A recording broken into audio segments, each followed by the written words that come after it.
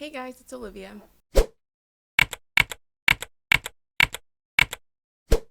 Oh my gosh, you changed your hair.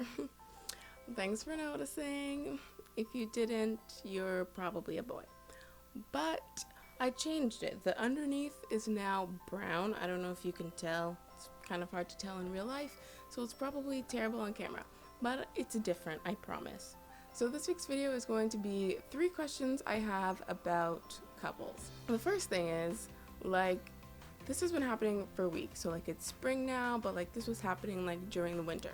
So I'd be going out to lunch and I'd see couples going out to lunch and they'd be holding hands and they'd be freezing and their hands would be like this and they'd be shaking. And I'm like, obviously you're freezing. Put your hand in your pocket. Everybody knows that you're with that person. You don't need to hold their hand to solidify your relationship. I don't think that getting frostbite and losing a finger is going to show that person how much you like them. The second thing is couples who celebrate anniversaries that aren't actually anniversaries. Today is our 28.5.6 month anniversary.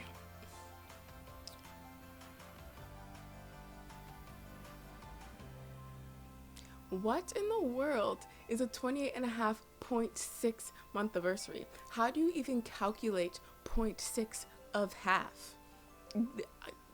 I don't understand. Let's say this is your first relationship. So you want to celebrate the first month that you've been together. Sure, I can kind of understand that. 1 month anniversary. Okay. Let's say you want to celebrate 6 months. Well, you've been together for half a year. That's significant. Whatever. Celebrate it. I 100% understand if you celebrate a 1-year anniversary, 2 years, 3 years. Those are anniversaries that everyone celebrates. I think that anniversaries are things that should be celebrated annually. That being said, you should not celebrate anniversaries today is 1 year since we first made eye contact. Let's go out to dinner. Today is 1 year since we had our first conversation. Let's go to the movies. Today is 1 year since we had our first hug. We should go do something that costs money.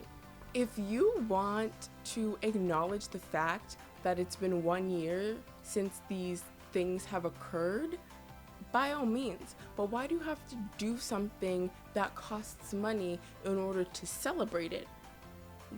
When you first meet someone, there are a lot of firsts that happen in the span of a month. So let's say it's October, and on October 1st you first looked at them, and October 2nd you first talked to them, October 3rd you first went out to lunch with them, October 4th the first time you hugged them. So let's say it's those days of 2015. So on October of those days of 2016, are you going to go out on dates 4 days in a row? I don't understand. You will be poor. You will be poor. You can't celebrate every anniversary. And how do you even remember all of those things anyways? When I first meet someone, I don't know if they're going to become a significant person in my life. There are people who I know who I'm not friends with. There are people who I know who I don't like. There are people who I know who aren't even a part of my life anymore. So how did you know to remember the first day you looked at each other, the first day you spoke, the first day you hugged, the first day you went out to lunch? How did you know to remember these dates? If you asked me when I first met one of my friends, I'd say, the first day of school in grade 4.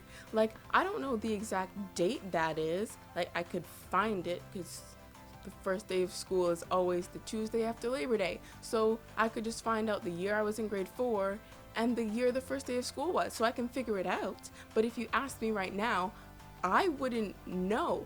So how do you remember all these little things and the exact dates for this specific person when you met them, you didn't know that they would become a part of your life?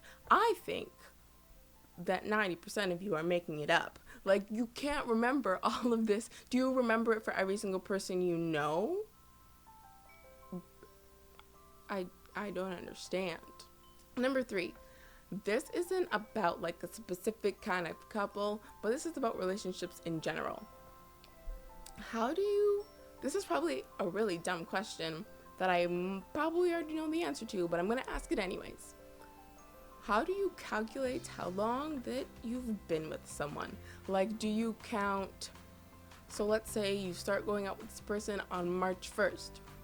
So March 8th would be 1 week. March 15th would be 2 weeks. March 22nd would be 3 weeks. And March 29th would be 4 weeks. Technically, 4 weeks is a month. So on March 29th, have you been dating that person for a month? Or would you wait till April 1st? Like, me personally, I feel like everyone would say that April 1st is 1 month.